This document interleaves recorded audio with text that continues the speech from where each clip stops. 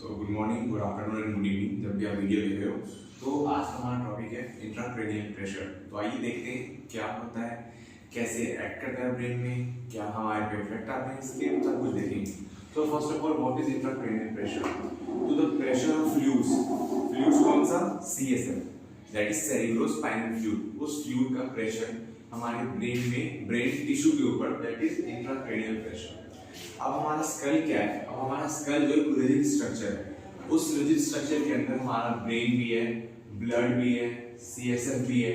सो अगर इसमें से किसी भी एक कंस्टिट्यूएंट मैटर का अगर साइज बढ़ता है, इंक्रीज होता है, तो वो क्या करेगा? आईसीपी को इंक्रीज करेगा, क्योंकि हमारा क्या है, ये एक रिजिड स्ट्रक्चर है ब्रेन, इसके अंदर दो तीन कंटेंट है। कोई भी एक कंटेंट साइज में, वॉल्यूम में बढ़ता है तो वो इस जगह तो फिक्स है ना, जगह तो चेंज नहीं हो सकती है, बट इसके अंदर कंटेंट बढ़ रहा है तो क्या करेगा? इसके अंदर जो प्रेशर है इसके वॉल्स पे वो इंक्रीज होगा, दैट इज योर आईसीपी।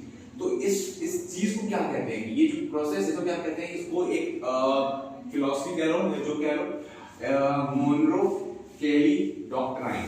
ये क्या स्टेट करता है कि some of the volumes of brain, CSF, intracranial blood constant रहता है। मतलब आपके स्कल के अंदर वॉल्यूम ऑफ ब्रेन, सीएसएफ और ब्लड, इनका जो वॉल्यूम है कांस्टेंट रहेगा। मतलब अगर किसी एक में राइज हो रहा है तो दूसरे में डिक्रीज होगा, ताकि उसको मेंटेन कर सके। नॉर्मल ह्यूमन के अंदर होता है, नॉर्मल ह्यूमन मतलब हम सबके अंदर होता है, नॉर्मल कंडीशन में होता है। अगर कोई पैथोलॉजिकल बीमारी है तो ये अल्टर हो जाता है। आप देखते हैं व्हाट इज फ्यूचर डायस्टेसिस। सो सी, जो स्कल है हमारे में रिजिड है, हमारा जो सूजर बोन्स है वो फ्यूज हो रखा है, बट चिल्ड्रंस में क्या होता है, इन्फेंट्स में वो क्लोज नहीं होता है, पता है, क्योंकि एक्सपैंड करना होता है ब्रेन को, इससे वो अलग रहता है थोड़ा सा। तो अगर ये स्कल बच्चे में अगर आईसीपी इंक्रीज होता है तो क्या कर सकता है? सूजर को अलग कर सकता है, तोड़ सकता है, मतलब पूरा कंप्लीट दूर जा सकता है, that is your called suture diastasis. हमने पढ़ा है एब्डोमिनल में भी होता है इन केस ऑफ फीमेल्स। तो डायस्टेसिस मतलब क्या होता है कि सेपरेशन, तो दैट इज सूजर में मतलब क्या होगा कि separate infants increase ICP called suture diastasis.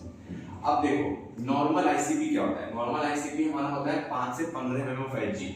इसके ऊपर जाता है तो हम कहते हैं कि आईसीपी आपकी इंक्रीज है। इसके बहुत सारे कॉजेस होते हैं, वो हम डिस्कस करेंगे, और इसके बहुत सारे वो भी होते हैं, सिवियरिटीज होते हैं कि कितने को हम माइल्ड, मॉडरेट, सीवियर करेंगे, उसको भी हम आगे डिस्कस करेंगे।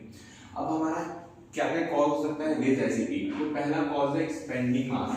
तो क्या हो सकता है? कुछ स्कल है, स्कल के अंदर कोई ऐसी चीज है जो बहुत बढ़ रही है, तो वो तो आपका ट्यूमर, कैंसर हो सकता है, हेमेटोमा, ब्लड एक्यूमुलेट है, ब्लड हो सकता है, ठीक है, पहला। दूसरा कॉज क्या है? Water content. आपके अंदर का जो वाटर कंटेंट है वो बहुत बढ़ रहा है, ठीक है, जो आपका वाटर कंटेंट है ब्रेन के अंदर का वो बढ़ रहा है, वो भी आपके जगह को लिमिट करेगा। तीसरा है सेरिब्रल ब्लड वॉल्यूम, वो ब्लड जो आपके ब्रेन में है, that is your cerebral blood volume. ये दो कारणों से बढ़ सकता है, या तो वैसोडाइलेशन हुई हो आपके वहां के आर्टरीज में जो ब्रेन को ब्लड सप्लाई कर रही है, या कहीं ना कहीं वीनस आउटफ्लो, जो वीनस ब्लड आउटफ्लो रहा वहां कहीं ऑब्स्ट्रक्शन हो गया हो, इस कारण से क्या हो रहा है? सेरिब्रल ब्लड वॉल्यूम बढ़ रहा है, वो फिर क्या करेगा? आपको आईसीपी इंक्रीज करेगा, ठीक है। चौथा और लास्ट कारण क्या है? Increase in CSF. CSF he increase हो गया। अब ये क्यों? या तो इसका एब्जॉर्प्शन है, जो एब्जॉर्ब हो रहा है ये एरेक्नॉइड विलाई के थ्रू, वो कम हो जाएगा, एब्जॉर्प्शन घट गया तो प्रोडक्शन बढ़ रहा है, एब्जॉर्प्शन नहीं हो रहा, एक ये रीजन हो सकता है इंक्रीज सीएसएफ का। दूसरा क्या है? एक्सेसिव सिक्रीशन, मतलब सिक्रीशन ही बढ़ गया। तो ये जो एक्सेसिव सिक्रीशन है बहुत रेयरली होता है, ना मात्र के बराबर होता है।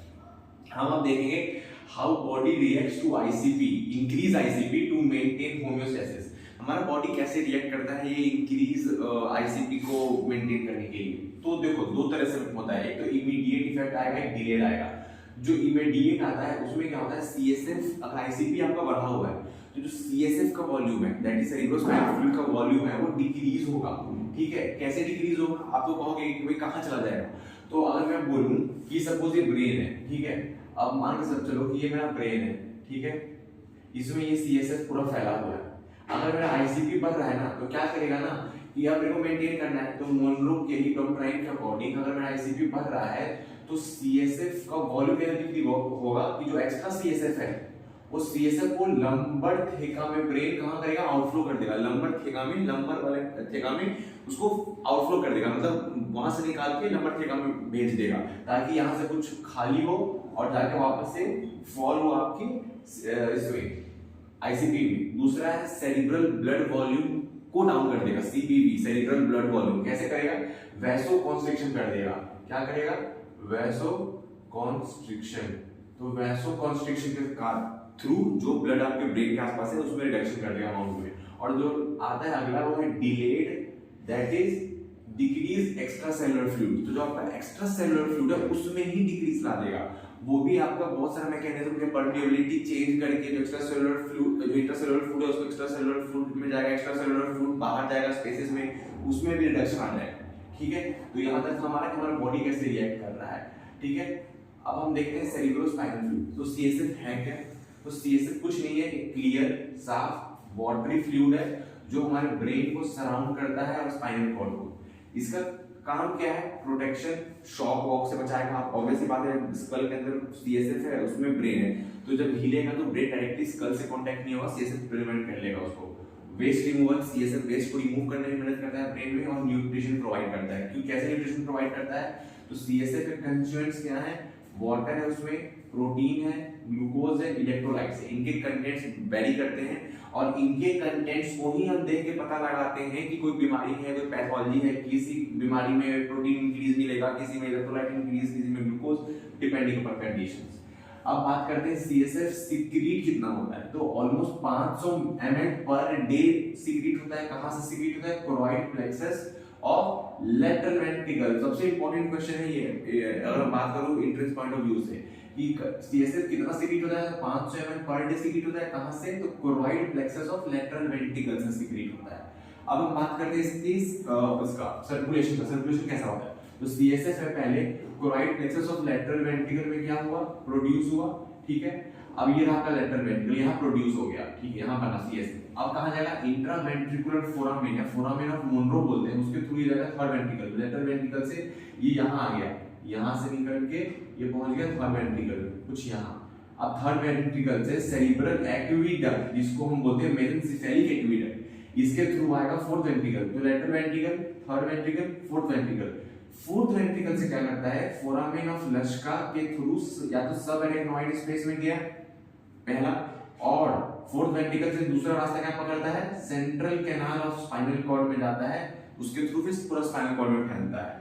ब्रेन में क्या है, फोरामेन ऑफ लश्का के थ्रू ब्रेन में जाता है और सेंट्रल कैनाल के थ्रू स्पाइनल कॉर्ड में जाता है। और सब एरेक्नॉइड स्पेस जब पहुंचता है वहां से फिर सुपीरियर सैजिटल साइनस में पहुंच जाता है। सो मेन याद रखना है, जो ब्रेन की कवरिंग है that is pia mater, arachnoid and dura mater. तो ये सब, ये क्या होता है, सब एरेक्नॉइड स्पेस में। ठीक है, सब ये जो दो स्पेस हैं, एक पाया एरेक्नॉइड के बीच में सब एरेक्नॉइड और